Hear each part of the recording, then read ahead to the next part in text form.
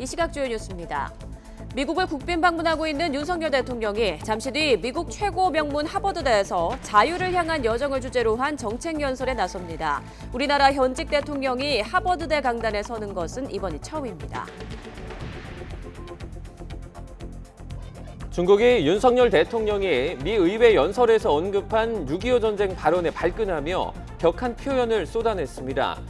반면 북한은 한미 정상회담에서 북핵 위협에 대한 대응 강화 방안들이 나왔지만 아직까지 아무런 반응을 내놓지 않고 있습니다. 일본 정부가 우리나라를 수출 심사 우대국, 이른바 화이트리스트 국가로 다시 지정하기 위한 절차를 시작했습니다.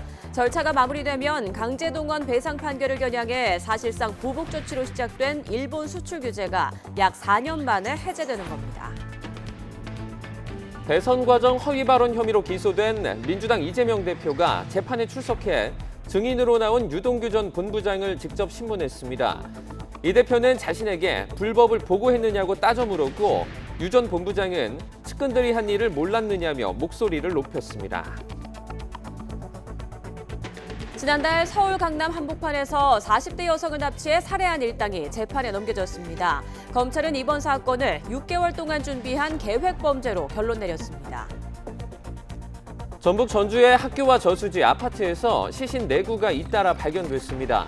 경찰은 40대 남성이 가족들을 살해한 뒤 극단적인 선택을 한 것으로 보고 범행 동기를 조사하고 있습니다. 무게 1.5톤짜리 원통형 화물이 내리막길을 질주해 등굣길 초등학생들을 덮치면서 한 명이 숨졌습니다. 화물을 내리는 과정에서 떨어뜨리면서 사고가 난 건데 안전관리자를 따로 두지 않았던 것으로 조사됐습니다. 오늘은 흐린 가운데 전국에 단비가 내리겠습니다. 일요일인 내일도 전국에 구름이 많이 낀 가운데 내륙에 초속 15m 이상, 동해안에는 25m가 넘는 돌풍이 분다는 예보입니다. 시청자 여러분 안녕하십니까? 토요일 굿모닝 YTN 시작합니다. 윤석열 대통령이 잠시 후 우리 시각 5시 미국 최고 명문 하버드 대학에서 정책 연설에 나서는데요. 이 연설이 시작되면 현장을 생중계로 연결해서 소식 전해드리겠습니다. 이에 앞서 이번 한미 정상회담에서 채택된 이른바 워싱턴 선언 관련 소식 먼저 전해드리겠습니다. 이 워싱턴 선언에서 제기된 북핵 억제 방안을 설명하는 과정에서 사실상 핵 공유라는 대통령실의 평가에 대해 미 고위 당국자가 핵무기를 배치하는 나토식 핵 공유는 아니라고 선을 그었습니다. 한미 간에 인식차가 있는 게 아니냐는 논란이 일자 대통령실은 실제로 핵을 공유하는 건 아니지만 한미 입장이 다르지 않다며 전보다 더 강화된 억제 방안임을 다시 한번 강조했습니다. 조수영 기자입니다. 한미 정상회담에서 채택된 워싱턴 선언의 핵심인 한미 핵협의그룹 NCG 창설. 이를 통해 미국의 핵 운용에 대한 정보와 실행 방안 등을 공유하며 대북 확장 억제를 강화한다는 내용입니다. 이에 대해 김태효 국가안보실 1차장은 사실상 핵 공유나 다름없다는 평가를 내놓았습니다. 한미 양국은 이번에 미국의 핵무기 운용에 대한 정보 공유와 공동 계획 메커니즘을 마련한 만큼 우리 국민들이 사실상 미국과 핵을 공유하면서 지내는 것처럼 느끼시게 될 것으로 생각합니다. 하지만 에드 케이건 백악관 국가안보회의 선임국장은 한국 정부의 정의에 대해 평가할 수는 없지만 미국 정부 정의로는 핵 공유로는 보지 않는다고 말했습니다. 그러면서 미국이 정의하는 핵 공유 개념은 핵무기 통제와 관련이 있는데 선언 내용과도 차이가 있다고 밝혔습니다. 케이건 국장은 한반도에 핵무기를 다시 들여오는 게 아니라는 점을 분명히 하고 싶다고 밝혀 미국 전술핵을 영내에 배치한 나토식 핵 공유와 차이점을 부각한 것으로 풀이됩니다. 다만 논란을 의식한 듯 선언 자체에 집중하고 싶다며 한국과 더 협의하고 더 많은 정보를 공유하며 한반도와 주변의 전략자산의 가시성을 증진하겠다는 약속이라고 강조했습니다. 이에 대해 대통령실 고위 관계자는 YTN에 한미 두 나라의 입장이 다르지 않다며 실제로 핵을 공유하는 건 아니라고 말했습니다. 앞서 김태효 안보실 1차장이 국민이 사실상 핵을 공유하는 것처럼 느끼게 될 것이라고 말했지 사실상 핵 공유라고 못 박은 게 아니라는 겁니다. 대통령실과 미국 양측 모두 핵무기를 실제 배치하진 않지만 핵미사일을 탑재한 전략 핵 잠수함을 정기적으로 전개하는 조치 등을 통해 같은 효과가 있을 것으로 보고 있습니다. YTN 조수연입니다. 이런 가운데 일본 정부가 미국과의 핵무기 공유는 가능하지 않다며 논의할 생각이 없다고 밝혔습니다. 하야시 요시마사 일본 외무성 장관은 정례 기자회견에서 이번 한미 정상회담에서 핵전력을 포함한 확장 억제와 한미일 3국 연계 강화를 확인하면서 일본의 핵 공유에 대한 우려가 나온다는 질문에 이렇게 답했습니다. 하야시 장관은 핵 공유에 대해 일본 정부가 견지하고 있는 비핵 3원칙과의 관계 때문에 인정될 수 없다고 말했습니다. 중국은 윤석열 대통령이 미 의회 연설에서 언급한 6.25 전쟁 발언에 발끈하며 격한 표현을 쏟아냈습니다. 한미 정상의 타이완 관련 언급에 공식 항의하기도 했는데 미국은 항행의 자유 작전으로 응수했습니다. 베이징에서 강정규 특파원입니다. 중국 외교부가 주중 한국 대사관 2인자인 정무공사를 불러 항의했습니다. 한미 공동성명에서 타이완 해협의 평화와 안정을 언급한 게 하나의 중국 원칙을 거슬렀다는 겁니다. 미국은 해상 초계기를 보내 타이완 해협을 관통하는 항행의 자유작전으로 대답했습니다. 중국은 미국을 위험 제조자라고 비난하면서도 외교관 초치와 같은 공식 항의는 없었습니다. 中国人民解放军东部战区组织战机对美机全程跟监，严密防范警戒。 앞서 지난 23일 중국과 필리핀의 영유권 분쟁 수역에선 양국 해안경비정이 대치하기도 했습니다. 한미 정상이 중국을 겨냥해 불법 영유권 주장, 매립 지역의 군사화 등을 언급했던 바로 그곳입니다. Stay clear from our passage in accordance with the collision regulation. Over. China has started over islands in the South China Sea. 타이완과 필리핀 등에서 미국에 포위당한다고 여기는 중국. 한반도 해구산에 대한 경계심도 드러냈습니다. 북한뿐만 아니라 중국을 겨냥한 측면도 있다면서 한국에 잠재적 위험으로 작용하게 될 거라고 으름장을 놓기도 했습니다. 6.25 전쟁의 장진호 전투를 기적적 승리로 표현한 윤석열 대통령의 미국 의회 연설도 거칠게 반박했습니다. 任何一个国家，任何一支军队，恃强凌弱、倒行逆施、扩张侵略，必将碰得头破血流。 미국이 북핵 대응을 통해 중국도 함께 견제하는 것처럼 미국을 겨냥한 중국의 한국 때리기도 잦아질 전망입니다. 베이징에서 YTN 강정규입니다. 이번 한미 정상회담에서 북핵 위협에 대한 대응 강화 방안들이 나온 가운데 북한은 아직 아무런 반응을 내놓지 않고 있습니다. 북한 조선중앙통신과 노동신문 등 관영 매체와 선전 매체들은 미국 워싱턴 DC 백악관에서 현지 시각 26일 열린 윤석열 대통령과 조 바이든 대통령의 정상회담과 관련해 침묵을 지키고 있습니다. 이번 회담에서는 대북 확장 억제를 다루는 워싱턴 선언이 별도로 채택되고 한미 핵협의그룹 창설이 발표됐으며 바이든 대통령은 북한이 핵 공격을 감행하면 정권의 종말을 초래할 것이라고 경고하기도 했습니다. 우리나라가 수출 심사 우대 국가 목록인 화이트리스트에 일본을 다시 포함한 데 이어 일본도 우리나라를 재포함시키는 절차를 시작했습니다. 한일 상호 간 수출을 규제한 지 4년 만입니다. 조용성 기자입니다. 일본 경제산업상에 한국을 수출심사 우대국에 복귀시키는 논의를 시작했다고 알린 게시글입니다. 한국에 대한 수출관리 운용 재검토에 관한 의견 모집을 시작한다고 밝혀 다시 화이트리스트 국가에 복귀시키기 위한 절차가 사실상 시작됐습니다. 우리 정부가 일본에 대한 수출 규제를 푸는 내용의 전략물자 수출입 고시를 관보에 게재한 지 나흘 만입니다. 이달 들어 한일 간 수출 정책에 관한 대화를 진행했고 우리 측에 실제로 조처를 하자 나온 반응입니다. 日本としては従前より国際的な枠組みに基づく輸出管理を適切に実施していますが、韓国側がこれを認め、従来の措置を適切に見直すことについては歓迎いたします。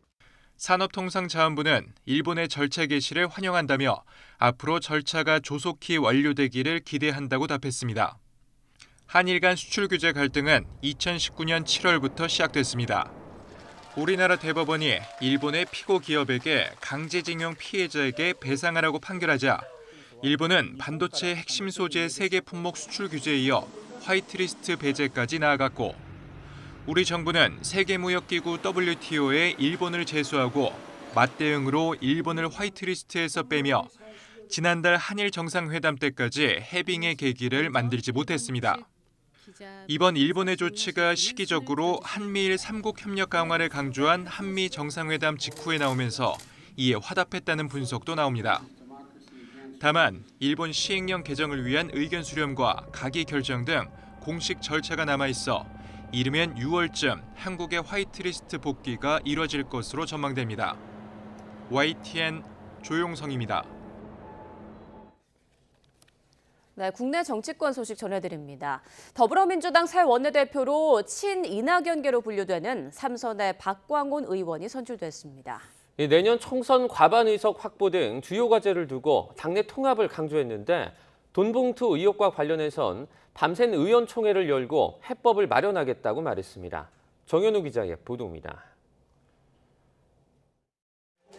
4파 전의 더불어민주당 원내대표 선거에서 수원이 지역구인 삼선에 박광온 의원이 선출됐습니다.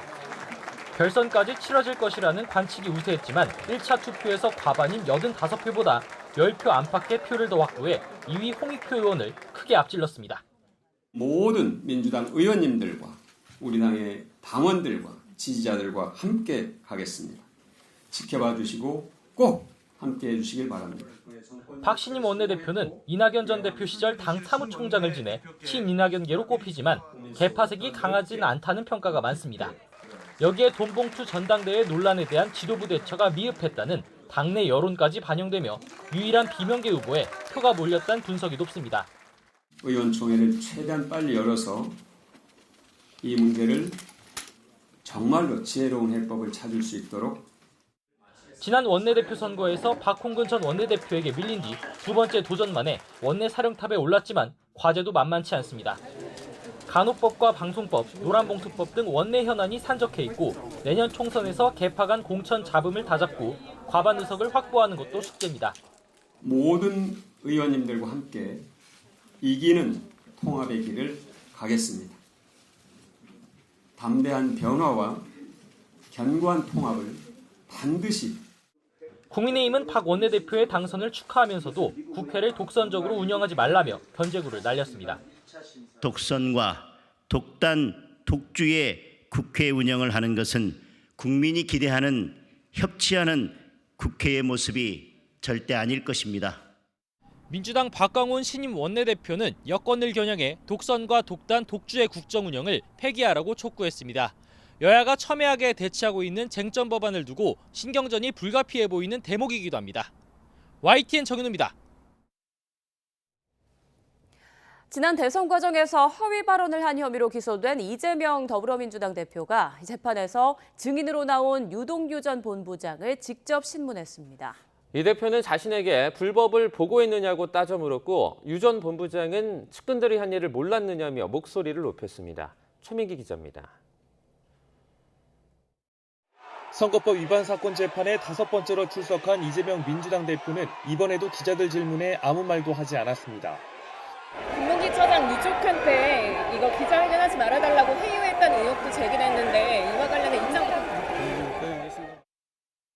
이 대표 측은 한때 측근이었던 유동규 전 본부장에 대한 증인 신문에 나섰습니다. 이 대표 측 변호인은 유 전 본부장의 말을 끊으며 자꾸 추측을 말하지 말라고 몰아세웠고 유 전 본부장은 웅얼대지 말고 제대로 발음하라며 초반부터 신경전을 벌였습니다. 그러다 유 전 본부장이 이 대표를 향해 그림까지 그려가며 자신과 일공단 공원화 사업을 얘기한 사실이 기억 안 나느냐고 목소리를 높이자 그때부터 이 대표가 직접 신문을 시작했습니다. 웬만하면 얘기 안 하려 했는데 많이 힘드냐며 운을 뗀 이 대표는 유 전 본부장 주장을 반박하며 자신이 무슨 그림을 그렸냐고도 묻기도 했습니다. 한번 입을 연 이 대표는 이후로도 계속 직접 질문했고 민간업자 유착 의혹에 대해서도 공방을 주고받았습니다. 이 대표는 유 전 본부장이 불법적으로 뭘 했다고 보고한 것이냐고 묻자 유 전 본부장은 불법이라고 꺼낸 적은 없지만 정진상 전 실장은 이를 다 알고 있었고 민간업자들과 같이 술도 먹고 불법을 저질렀다고 주장했습니다. 이에 이 대표가 근거 없는 이야기라고 선을 긋자 유 전 본부장은 정진상 전 실장과 김용 전 부원장이 하는 걸 이 대표가 모를 수 있느냐고 따져 물었습니다. 이어 형을 강제로 정신병원에 집어넣고 범죄를 밑에 사람한테 안 시켰느냐며 목소리를 높였고 시장님이라고 크게 소리치며 공신들 불법 취업은 중범죄라고 몰아세우기도 했습니다. 재판부가 이 사건과 관련 없는 내용이라고 제지했고 이후 다시 변호인이 신문을 이어갔습니다. 법정 대면 때마다 눈도 마주치지 않고 재판을 이어온 두 사람은 결국 얼굴을 붉힌 채 법정에서 충돌했는데 이 대표의 대장동 사건 재판이 본격화하면 비슷한 상황이 계속 이어질 전망입니다. YTN 최민기입니다. 미국 연방준비제도가 주로 참고하는 물가지표의 오름폭이 크게 둔화한 것으로 나타났습니다. 미 상무부는 3월 개인소비지출 가격지수가 지난해 같은 달보다 4.2%, 전달보다는 0.1% 각각 올랐다고 밝혔습니다. 전년 동월 대비 상승률은 지난 2월 5.1%에서 거의 1%포인트 가까이 줄어 2021년 5월 이후 최소폭 상승을 기록했습니다. 변동성이 높은 에너지와 식료품을 제외한 근원 개인소비지출 가격지수는 지난해 같은 달보다 4.6% 올라 전문가 전망치를 웃돌았습니다. 인플레이션 완화세가 이어지곤 있지만 여전히 연준 물가 목표치인 2%에 2배가 넘는다는 점에서 아직은 갈 길이 멀다는 평가가 나오고 있습니다. 지난해 타이완의 1인당 국내 총생산 GDP가 18년 만에 처음으로 한국을 앞질렀습니다. 타이완 경제부 통계처는 지난해 타이완의 1인당 GDP가 32,811달러로 한국의 32,237달러보다 많았다며 한국을 앞선 것은 2004년 이후 처음이라고 밝혔습니다. 또 타이완과 한국은 인구 밀도, 경제개발 모델, 산업 구조가 유사하다며 타이완은 반도체 산업의 우위와 기업인들의 능동적인 변화를 통해 최근 10년 동안 연평균 3.2%씩 성장해 한국의 연평균 성장률 2.6%를 앞섰다고 설명했습니다. 이와 함께 지난해 원화 가치 하락폭이 컸던 것이 역전의 계기가 된 것으로 분석했습니다. 우리 정부가 미국 측이 시행한 세탁기 긴급 수입 제한 조치인 세이프가드의 부당성을 놓고 세계무역기구에서 벌인 소송에서 승소를 확정했습니다. 주 제네바 한국 대표부에 따르면 WTO 분쟁 해결 기구인 현지 시각 28일 정례회의에서 한국 측 손을 들어준 패널 보고서를 채택했습니다.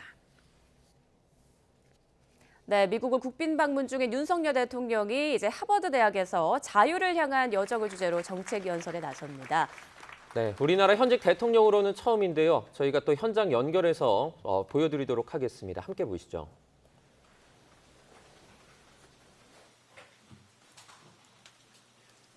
케네디 스쿨의 엘멘돌프 학장님, 정치연구소 워렌 소장님, 그리고 세계의 미래를 이끌어 가실 여러분. 110년 전 대한민국의 초대 이승만 대통령께서 조국의 독립과 미래를 꿈꾸며 공부했던 이곳 하버드 대학교에서 대한민국의 20대 대통령으로서 연설하게 돼서 감회가 새롭습니다. 저는 서울중앙지검장이던 2018년 이곳을 방문한 적이 있습니다. 그때 하버드 로스쿨 교수진으로부터 많은 영감을 받았습니다. 특히 오늘 이 자리에 함께해 주신 윌리엄 알포드 교수님은 자유와 연대의 가치를 설명해 주셨고 하버드 장애인 프로그램을 예로 들며 약자와의 연대 중요성을 말씀해 주셨습니다. 제가 청년 법률가 때부터 가장 중요하게 여겨온 자유와 인권의 가치에 대해 한층 깊이 이해하게 됐습니다. 저는 오늘 여러분과 함께 자유의 가치에 대해서 이야기하고자 합니다. 인류의 역사는 곧 자유 수호와 자유 확장의 역사였습니다. 중세시대 신분의 질곡에서 해방돼서 자기 자신의 인생을 자유롭게 창조해 나갈 수 있는 세상을 만들기 시작해서 지금까지 걸어온 기나긴 여정이었습니다. 보스턴에는 자유의 길이 있습니다. 자유를 찾아 아메리카 대륙으로 건너온 개척자들이 자유를 이야기하고 토론을 벌이던 흔적이 그 길 곳곳에 묻어 있습니다. 이들이 자유민주주의 국가 미국의 기틀을 만들었고 17세기에 성직자 양성 교육기관으로 설립된 하버드가 그 중심에 있었습니다. 존 아담스, 존 핸콕 이런 건국의 아버지들이 하버드에서 키운 자유에 대한 열망은 미국 독립선언서와 헌법 곳곳에 스며들어 있습니다. 미국은 독립과 건국 과정을 통해 자유를 쟁취하고 확대해 나갔습니다.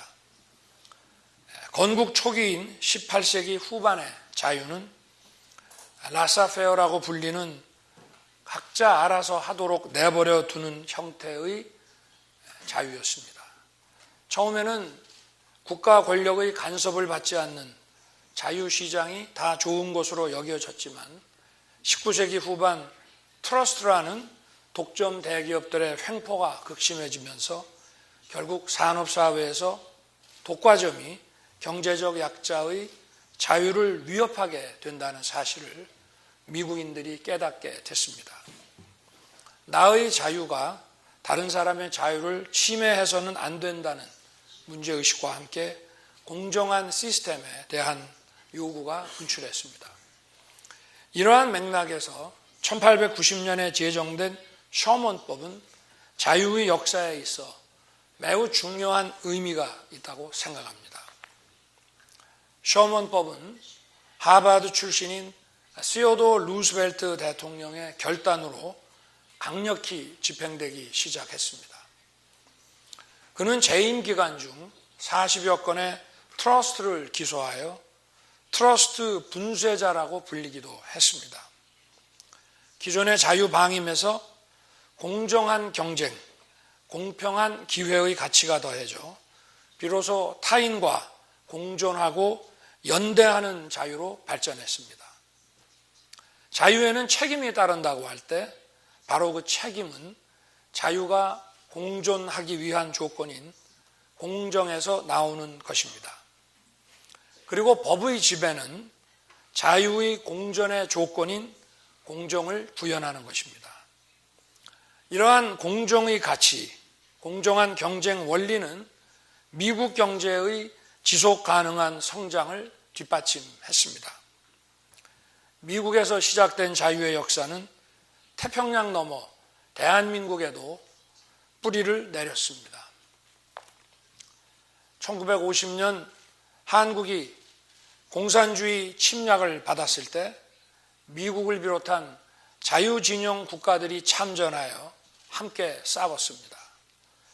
한국에서 태어난 윌리엄 해밀턴 쇼 대위는 하버드에서 라이샤워 교수의 지도로 동아시아학 박사과정을 밟던 중 6.25 전쟁에 지원하여 28세의 나이로 전사했습니다. 대한민국은 당시 그가 전사한 서울 녹본동 언덕에 추모공원을 건립하여 한국인보다 한국을 더 사랑한 하버드인을 기억하고 있습니다. 오늘 이 자리에는 노스캐롤라이나에서 오신 쇼 대위의 손자 윌리엄 캐머린 쇼와 그의 어머니 캐런 캐머런 쇼 이 두 분이 함께하고 계십니다. 어디 계시는지? 네.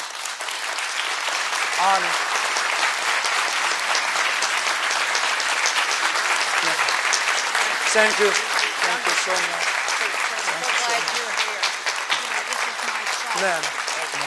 Thank you. We remember your family. Thank you. I gave you the book. Yeah.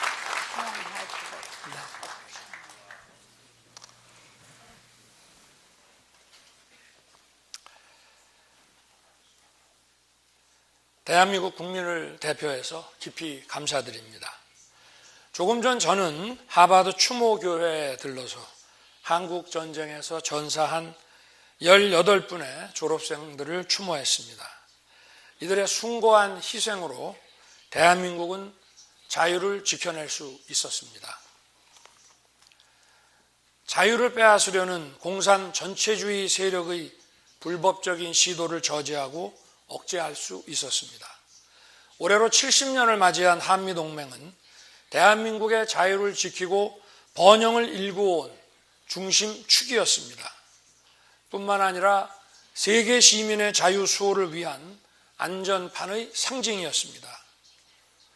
그저께 저는 바이든 대통령과 미래로 전진하는 행동하는 동맹의 비전을 담은 공동성명을 채택했습니다. 한미동맹은 단순히 이익에 따라 만나고 헤어지는 편의적 계약관계가 아니라 자유민주주의라는 보편적 가치에 기반한 가치 동맹입니다. 지속 가능하고 회복력 있는 동맹, 세계의 평화와 번영에 기여하는 정의로운 동맹입니다. 하버드 학생과 교수진 여러분, 지금 전 세계를 돌아보면 우리가 땀과 희생으로 지켜온 자유와 민주주의가 심각한 도전을 받고 있고 위기에 처해 있음을 알 수 있습니다. 민주주의는 자유를 보장하기 위한 공동체의 의사결정 시스템입니다. 민주주의는 진실과 자유로운 여론 형성에 기반하는 것입니다. 허위 선동과 거짓 뉴스가 디지털 모바일과 결합해서 진실과 여론을 왜곡하는 일이 다반사가 되었습니다. 그러므로 민주주의가 흔들리고 자유가 위협받고 있습니다. 최근에는 AI 기술이 상황을 더 심각하게 만들기도 합니다. 민주주의는 상식과 진실, 그리고 양심으로 대표되는 지성에 기반하는 제도입니다. 거짓 선동과 가짜 뉴스라는 반지성주의는 자유와 민주주의를 위협하고 위기에 빠뜨립니다. 조직적으로 그리고 지속적으로 자유와 민주주의를 흔들고 위협하는 세력이 있습니다. 바로 독재와 전체주의 세력입니다. 그리고 이들 편에 서서 이익을 취하려는 세력도 있습니다. 이들에 맞서 자유와 민주주의를 지키려면 용기와 연대가 필요합니다. 자유의 열망을 가지고 있는 사람들의 강력한 연대입니다. 국제적 연대도 필요합니다. 자유는 평화를 보장합니다. 자유를 소중히 여기는 사람과 자유를 소중히 여기는 나라는 다른 사람의 자유, 다른 나라의 자유를 존중합니다. 국제사회에서 다른 사람의 자유, 다른 나라의 자유를 존중하지 않는 태도는 종종 힘에 의한 현상 변경 시도로 나타납니다. 국제사회에서는 이를 국제법 위반으로 규정합니다. 우크라이나에 대한 침공이 1년이 넘었습니다. 국제법을 위반한 침공으로 우크라이나 국민들의 자유와 인권이 무참히 짓밟혔습니다. 대한민국은 작년에 이어 올해도 우크라이나 국민들의 자유 수호를 위한 인도적, 재정적 지원을 계속 확대하고 있습니다. 다른 나라의 자유를 무시하는 힘에 의한 현상 변경 시도는 국제사회가 용기 있고 결연한 연대로서 대응해야 합니다. 그래서 이런 시도가 성공할 수 없다는 것을 입증시키고 앞으로 이러한 시도를 꿈꿀 수 없게 해야 합니다. 다른 사람의 자유를 무시하는 독재적이고 전체주의적인 태도는 바로 그 결정판을 북한에서 볼 수 있습니다. 북한의 불법적인 핵무기 개발과 핵 협박은 한반도만이 아니라 주변국, 나아가 세계의 평화와 자유를 심각하게 위협하고 있습니다. 이러한 전체주의적 태도는 필연적으로 북한 내 참혹한 집단적 인권 유린 상황을 초래하고 있습니다. 대한민국 정부는 지난달 최초로 북한 인권 실상 보고서를 공개 출간했습니다. 500여 명의 탈북자 증언에 기반한 보고서는 남한 드라마를 보았다는 이유로, 성경을 소지했다는 이유로 공개 총살당한 끔찍한 사례들을 담고 있습니다. 인권의 개선은 그 실상의 공개에서 출발합니다. 국제사회의 폭넓은 인식과 각성이 상황의 개선으로 이어질 것입니다.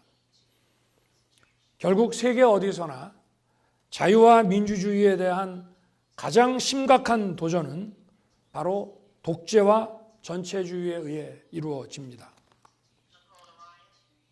그럼에도 불구하고 자유와 민주주의를 위협하는 이들은 민주세력, 인권운동가 등으로 위장하고 있습니다. 이들을 늘 경계하고 속지 말아야 합니다. 그러기 위해서는 우리 모두 자유에 대한 확고한 철학과 신념을 가져야 합니다. 자유의 전당 하버드 대학의 학생과 교수진 여러분, 자유는 혼자 지킬 수 없습니다. 자유를 위협하는 세력에 맞서기 위해서는 힘을 합치고 연대해야 합니다. 저는 이 자리에서 미국이 가장 사랑하는 하버드 출신 정치인 존 F 케네디 대통령의 1963년 서베를린 연설을 얘기하지 않을 수 없습니다. 제가 영어로 짧게 얘기하겠습니다. Freedom is indivisible, and when one man is enslaved, all men are not free. 자유를 위협하는 세력은 공동체 안에도 있고 공동체 밖에도 있습니다. 어느 한 사람의 자유도 소홀히 취급된다면 그 공동체는 자유사회가 아닙니다. 자유사회는 공동체의 구성원 모두가 자유인이고 자유를 누려야 합니다. 자유를 누리는 데에는 일정한 경제적, 문화적 여건이 필요합니다. 자유를 누리는 데 필요한 여건은 자유 시민들이 함께 연대해서 그것이 필요한 사람에게 만들어 주어야 하는 것입니다. 그러므로 자유와 연대는 그 개념이 서로를 포함하고 있습니다. 자유가 없이 누군가에게 지배당하는 사람들 사이에서는 연대라는 개념 자체도 있을 수 없습니다. 그런 것으로 보이는 현상이 있을지라도 그것은 명령에 의한 것입니다. 하버드인 여러분, 지금은 디지털 시대입니다. 우리는 이제 디지털 시대의 자유에 대해서도 고민해야 합니다. 인류는 16세기 대항해 시대에 봉건 시대 신분 질서에서 벗어나 근대적 의미의 직업과 소유권, 자유계약의 질서를 구축했습니다. 20세기 초에 미국은 자유방임이 양산할 수 있는 불공정을 막고자 독과점과 싸우면서 공정한 시장 질서를 정착시켰습니다. 이제는 디지털 심화 시대에 맞춰 새로운 규범과 질서를 만들어 나가야 합니다. 디지털 기술로 인해 막대한 양의 정보가 쉼없이 생산되고 공유되고 있습니다. 그 덕에 인류의 삶은 한층 편리하고 풍요로워졌습니다만 우리의 자유를 억압하는 부작용도 초래되고 있습니다. 자유의 가치를 존중하지 않는 국가 권력이 디지털 기술을 악용하는 경우를 상상해 보십시오. 개인의 자유와 인권이 심각하게 침해되고 디지털 전체주의로 인한 폐해는 이루다 말할 수 없을 것입니다.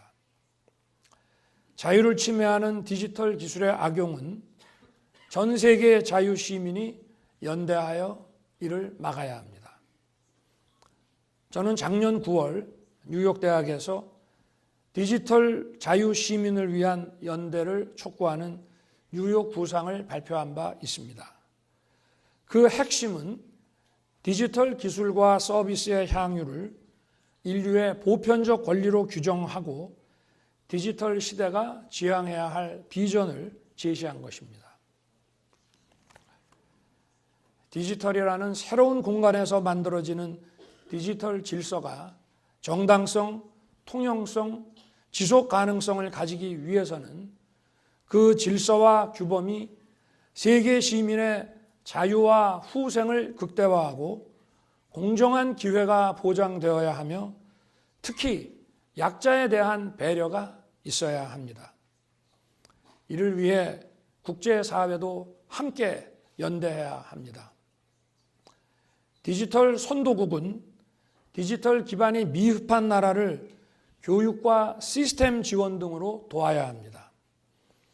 대한민국은 보편적 정의의 터잡은 공정한 디지털 질서가 국제사회에 구축되도록 최선을 다할 것입니다. 아울러 디지털 ODA도 확대하여 디지털 기술과 문화의 향유를 세계 시민들이 공유하게 노력할 것입니다. 오늘 이 자리에 함께한 하버드인들도 그 연대와 협력에 동참해 주시기를 부탁드립니다. 오늘 대한민국의 대통령으로서 그보다 한 사람의 자유인으로서 자유의 전당 하버드에서 여러분과 자유에 관해 이야기할 수 있어 매우 기쁩니다. 그리고 개인적으로 오래오래 기억할 만한 영광입니다. 여러분 모두에게 감사드립니다.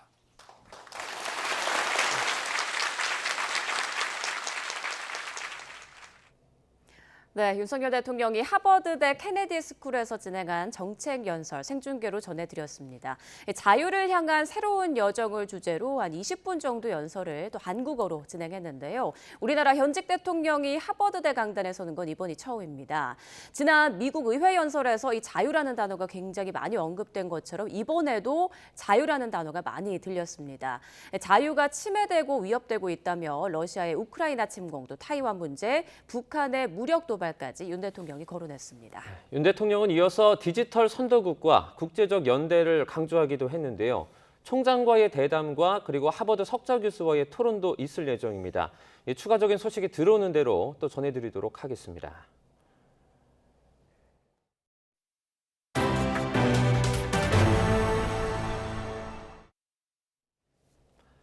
주말인 오늘은 전국이 흐린 가운데 단비가 내리겠습니다. 기상청은 북쪽을 지나는 저기압의 영향으로 오늘 전국에 5에서 40mm의 비가 내리겠다고 밝혔습니다. 비는 늦은 오후부터 서서히 그칠 것으로 보입니다. 내일은 전국에 구름이 많이 낀 가운데 내륙에 초속 15m 이상, 동해안에는 25m가 넘는 돌풍이 불 것으로 보입니다. 오늘 내린 비로 산불 위험 지수는 다소 낮지만 양간지풍이 나타나며 동쪽 지역은 산불 가능성이 있는 만큼 각별한 주의가 필요합니다.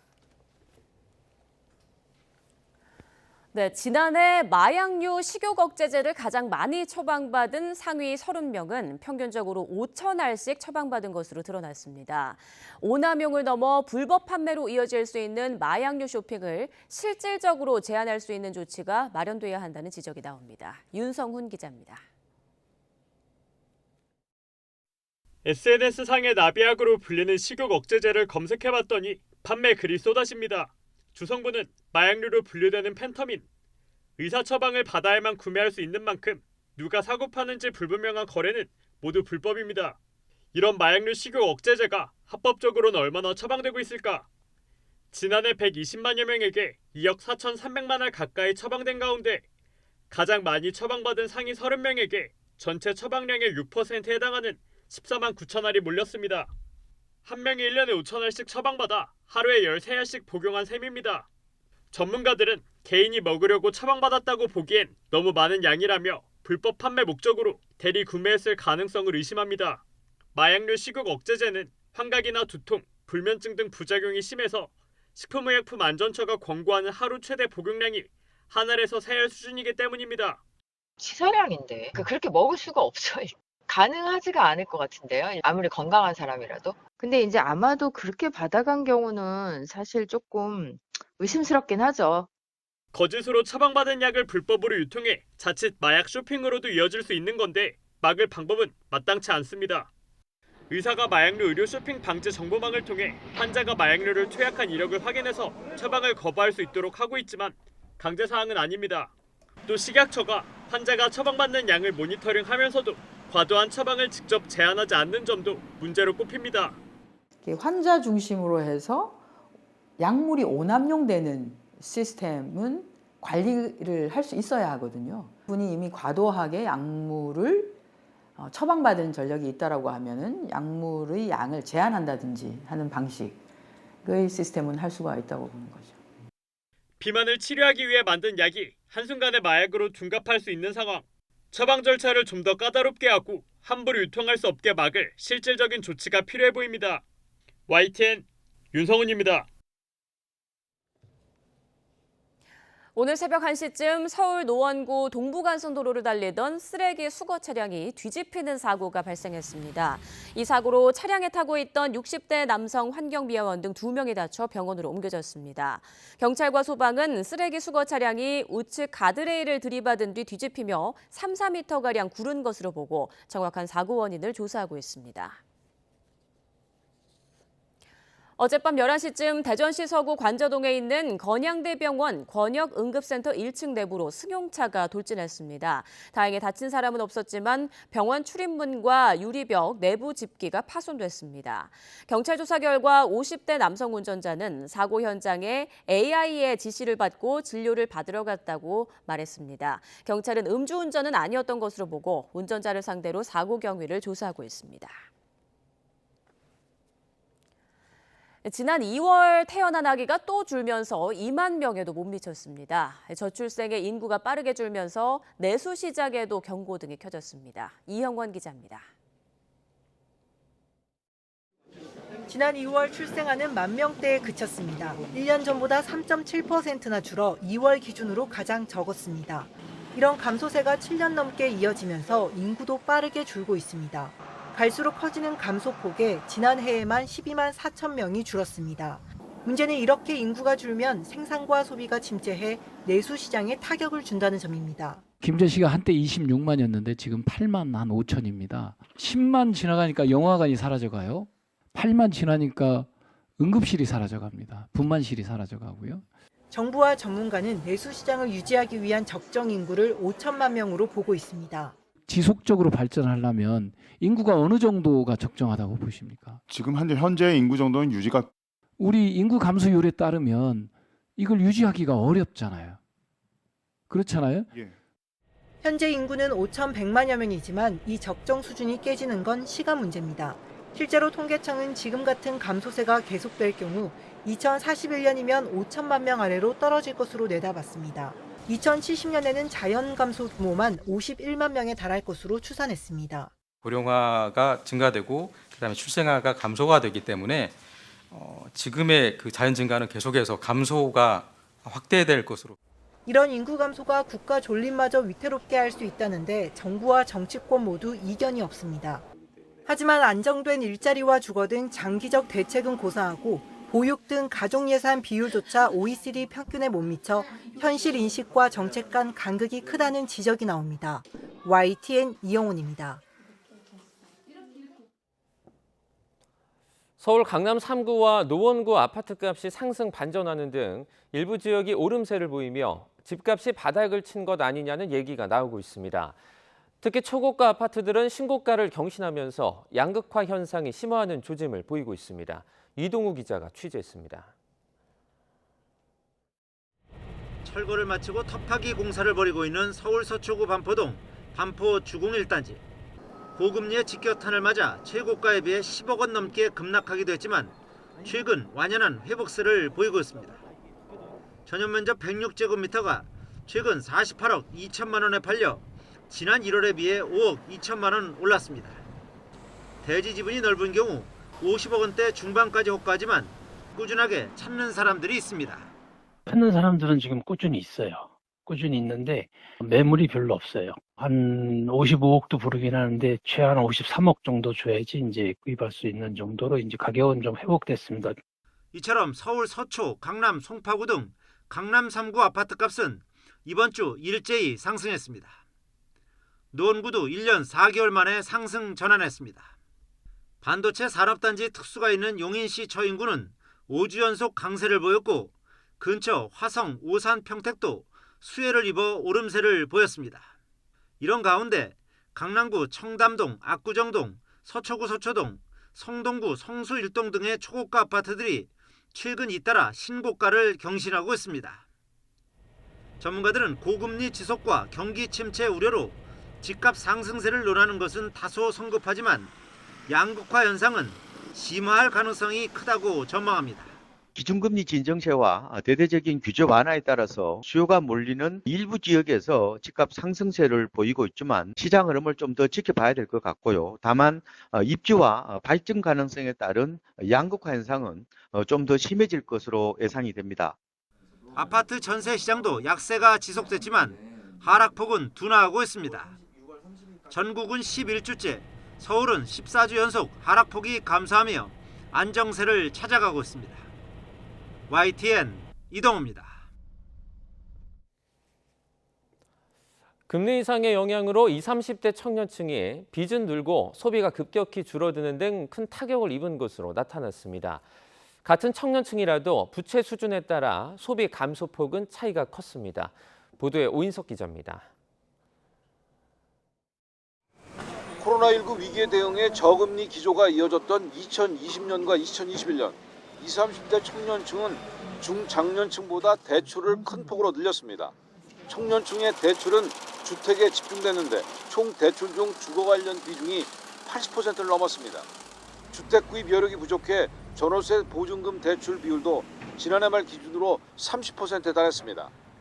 하지만 대출 증가는 기준 금리가 오르면서 부채 상환 부담으로 이어졌습니다. 최근 고금리가 지속됨에 따라서 취약차주 위주로 연체율이 상승할 수 있는데요. 청년층의 연체율이 중장년층에 비해서 빠르게 상승하는 추세가 계속해서 나타날 위험성이 높습니다. 금리 상승과 경기 둔화 영향으로 청년층 소비도 큰 타격을 입었습니다. 기준금리가 1%포인트 인상될 때 20대의 연간 소비 감소폭은 30만 원, 30대는 20만 원인 반면 50대는 8만 5천 원, 60대 이상은 3만 6천 원에 그쳤습니다. 20대의 소비 감소폭이 60대 이상의 8.4배에 달하는 등 소득 수준보다 연령에 따른 차이가 더 컸습니다.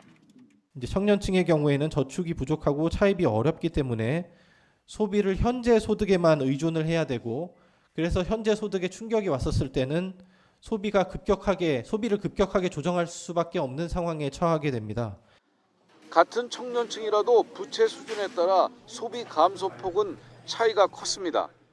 기준금리가 1%포인트 인상되면 부채 보유 상위 50% 청년층의 연간 소비는 26만 원 줄어든 반면 빚이 없는 청년은 2만 4천 원에 그쳤습니다. 특히 부채 보유 상위 50% 청년 중 저신용층은 연간 소비가 54만 원 감소했습니다. KDI는 청년층이 향후 소득이 증가할 가능성이 높으므로 미래 소득을 대출 규제에 반영하고 한계 상황에 직면한 청년층의 기존 채무를 장기 분할 상환 대출로 전환할 기회를 확대할 필요가 있다고 권고했습니다. YTN 오인성입니다. 한강 밤하늘을 드론 500대가 화려하게 수놓는 드론 라이트 쇼가 오늘 저녁 서울 광진구 뚝섬 한강공원 수변 무대에서 펼쳐집니다. 드론 라이트 쇼는 서울 페스타 2023 전야제가 열리는 오늘을 시작으로 다음 달 1일, 5일, 6일 저녁 8시부터 10분간 뚝섬 한강공원에서 진행됩니다. 드론 라이트 쇼 후에는 뚝섬 한강공원의 명물로 꼽히는 음악 분수가 이어집니다. 어린이날인 다음 달 5일에는 드론 에어쇼도 개최됩니다. 화사한 봄날 궁궐과 종묘에서 펼쳐지는 문화행사인 궁중문화축전이 시작됐습니다. 문화재청 국능유적본부와 한국문화재재단은 오늘부터 다음 달 7일까지 경복궁과 창덕궁 등 5대 궁궐과 종묘, 사직단 일대에서 봄 궁중문화축전을 진행합니다. 올해 행사의 주제는 오늘 궁을 만나다로 특히 창경궁이 이름을 되찾은 40주년을 기념해 다음 달 2일부터 6일까지 영조 오순잔치를 재현하는 것이 핵심 행사입니다. 축전 기간과 연극과 행진 등 다양한 행사가 열리는데 오늘부터 다음 달 2일까지 처음으로 궁궐에서 야간 뮤지컬 세종 1446이 열립니다.